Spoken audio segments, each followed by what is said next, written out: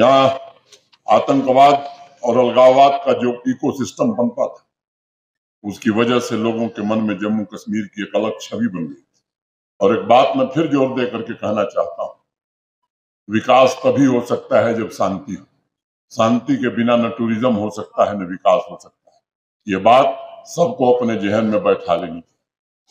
और शांति स्थापित करना केवल फोर्सेस और पुलिस प्रशासन का काम नहीं है, ये आम आदमी की भी जिम्मेदारी है, आवाम की भी जिम्मेदारी है कि अमन चैन और शांति कायम रहे।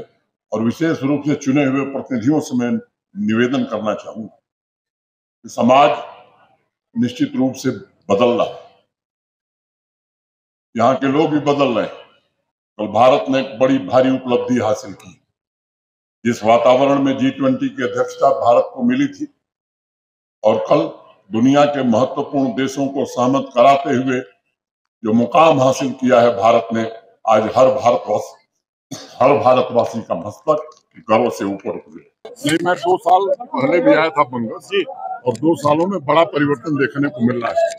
आज का जो आयोजन है टूरिज्म डिपार्टमेंट और डिस्ट्रिक्ट एडमिनिस्ट्रेशन के सहयोग से, वो निश्चित रूप से बहुत ही प्रशंसनीय, सराहनीय है।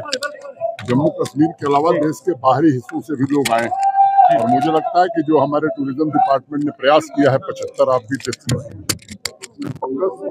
देश में नहीं, मुझे लगता है अंतर्राष्ट्रीय स्तर पर एक महत्वपूर्ण